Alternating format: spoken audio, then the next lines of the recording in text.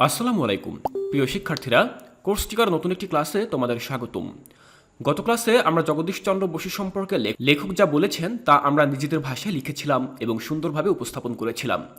শিক্ষার্থীরা, আজকের ক্লাসে আমরা জগদীশচন্দ্র বসু সম্পর্কে যে সকল বক্তব্য নিয়ে আমাদের মতামত রয়েছে এবং আমাদের মনে প্রশ্ন রয়েছে সেগুলো আলোচনা করব। সম্পূর্ণ ক্লাসটি আমি তোমাদেরকে খুব সহজভাবে বুঝিয়ে দেওয়ার চেষ্টা করব। তাই তোমরা এখনও যারা আমাদের এই চ্যানেলটি সাবস্ক্রাইব করোনি, তোমাদের প্রতি অনুরোধ রইল তোমরা অবশ্যই আমাদের এই চ্যানেলটি সাবস্ক্রাইব করে রাখবে। তাহলে চলো আজকের এই ক্লাসটি শুরু করছি।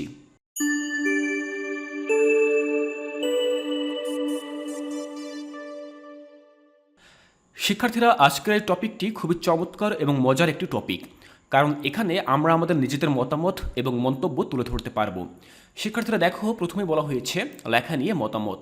এই টপিকটি রয়েছে তোমাদের মূল বইয়ের 92 নম্বর পৃষ্ঠায়। এখানে আমাদের মূল প্রশ্নটি হচ্ছে, জগদীশচন্দ্র বসু রচনাটির যেসব বক্তব্য নিয়ে তোমার মতামত রয়েছে বা মনে প্রশ্ন জেগেছে তার নিচের ছকে লেখো। শিক্ষার্থীরা, যখন তোমরা জগদীশচন্দ্র বসু সম্পর্কে এই রচনাটি পড়বে তখন তোমাদের মনে হয়তো কোনো প্রশ্ন জাগতে পারে, তো সেই সম্পর্কেই এখানে লিখতে হবে। অর্থাৎ এখানে এই দেখো, ছকের মোট দুইটি অংশ রয়েছে, যার প্রথম এই ঘরে আমরা লিখব হুবহু দুইটি লাইন যেটি আমরা মূল রচনা থেকে পাবো, এবং সেই লাইনগুলো সম্পর্কে আমাদের যদি কোনো মতামত থাকে বা কোনো জিজ্ঞাসা থাকে তাহলে সেটি আমরা এই দ্বিতীয় ঘরে লিখব। শিক্ষার্থীরা, এরকম দুইটি ছক কিন্তু আমরা এর পূর্বের যে গল্পগুলো রয়েছে যেমন পিরামিড, চিঠি, এই গল্পগুলো সম্পর্কেও কিন্তু আমরা আলোচনা করেছিলাম। এটাও ঠিক তার ব্যতিক্রম নয়। শিক্ষার্থীরা, সম্পূর্ণ এই ছকটি আমি তোমাদের জন্য একটি পিডিএফ নোটে তৈরি করেছি। চলো আমরা দেখে নিচ্ছি সেখানে এই উত্তরটি কিভাবে লেখা রয়েছে। শিক্ষার্থীরা, এই হচ্ছে আমাদের সেই পিডিএফ নোটটি। এখানে আমি লিখে রেখেছি লেখা নিয়ে মতামত। জগদীশচন্দ্র বসু রচনাটির যেসব বক্তব্য নিয়ে তোমার মতামত রয়েছে বা মনে প্রশ্ন জেগেছে তার নিচের ছকে লেখো। এটি রয়েছে আমাদের মূল বইয়ের 92 নম্বর পৃষ্ঠায়। আমরা আমাদের খাতায় ঠিক এভাবে একটি ছক তৈরি করব, পেন্সিল এবং স্কেল দিয়ে এভাবে একটি ছক তৈরি করব। এছাড়া চাইলে তোমাদের বাংলা মূল বইতে যেই খালি ছকটি দেওয়া রয়েছে তোমরা সেখানেও এই উত্তরটি লিখতে পারো। তো দেখো, প্রথম ঘরে আমি লিখেছি জগদীশচন্দ্র বসু রচনায় যা আছে। প্রথম বাক্যে আমি লিখেছি এটি, যে তিনি এক ঘরে বৈদ্যুতিক সংকেত তৈরি করে বিনা তারে অন্য ঘরে রাখা বারুদে আগুন লাগিয়ে দেন। বিনা তারে অন্য একটা ঘরে বেল অর্থাৎ ঘণ্টা বাজান। শিক্ষার্থীরা, 1 নম্বরে যেই বাক্যটি আমরা লিখেছি এটি কিন্তু হুবহু আমাদের মূল বইতে যেই রচনাটি লেখা রয়েছে সেই রচনাটি থেকে আমি সংগ্রহ করেছি।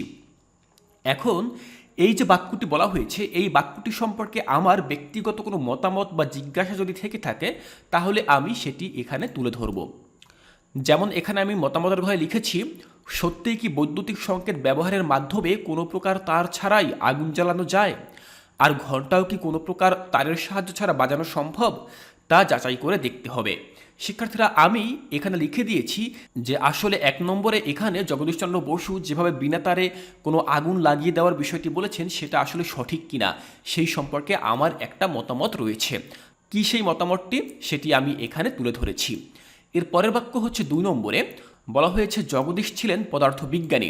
তিনি পদার্থবিজ্ঞানের অনেকগুলো জিনিস আবিষ্কার করেছিলেন। এটি কিন্তু আমরা আমাদের মূল বই থেকে তুলে ধরেছি। এবার এই বাক্যটি সম্পর্কে আমাদের মতামত কি সেটি আমরা এখানে তুলে ধরব।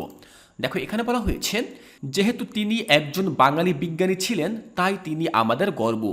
তাই তার সকল আবিষ্কার সম্পর্কে আমাদের জানা উচিত। সারা জীবনে তিনি কি কি আবিষ্কার করেছেন এবং তার আবিষ্কারগুলো কি কি কাজে ব্যবহৃত হচ্ছে তা জানা জরুরি। তাহলে শিক্ষার্থীরা, আমি কিন্তু তার এই আবিষ্কারগুলো সম্পর্কেও আমাদের যে জানা উচিত সেই মতামতটি আমি এখানে ব্যক্ত করলাম। শিক্ষার্থীরা, আমাদের মূল বইতে দেখো মোট 2টি ঘর এখানে দেওয়া রয়েছে। আমিও মোট 2টি মন্তব্যই এখানে তুলে ধরলাম আমাদের বক্সের মধ্যে। তবে তোমরা চাইলে কিন্তু এর বেশিও তুলে ধরতে পারো। আমাদের মূল রচনায় কিন্তু আরও একাধিক বাক্য রয়েছে যেগুলো থেকে চাইলে তুমি তোমার মতামত এবং জিজ্ঞাসাগুলো উপস্থাপন করতে পারো। শিক্ষার্থীরা, আমি 2টি উপস্থাপন করে দেখালাম যে আসলে ঠিক কীরকম হওয়া উচিত। আশা করছি তোমরা খুব সহজভাবেই এটি করতে পারবে। শিক্ষার্থীরা, ছোট এই ক্লাসটিতে আমি চেষ্টা করেছি জগদীশচন্দ্র বসু রচনাটির যেসব বক্তব্য নিয়ে আমাদের ভিন্ন মতামত রয়েছে সেগুলো উপস্থাপন করতে। আশা করছি সম্পূর্ণ এই ক্লাসটি তোমাদের জন্য অনেক বেশি সহায়ক হয়েছে। শিক্ষার্থীরা, এর পরবর্তী ক্লাসে আমরা তথ্যমূলক লেখার কৌশল সম্পর্কে জানব, পাশাপাশি তথ্যমূলক রচনা আমরা লেখার চেষ্টা করব। শিক্ষার্থীরা, সেই ক্লাসটি আমি তোমাদেরকে খুব সহজভাবে উত্তর সহ বুঝিয়ে দেওয়ার চেষ্টা করব। তাই সেই ক্লাসটি দেখার আমন্ত্রণ জানিয়ে আজকের ক্লাসটি এখানেই শেষ করছি।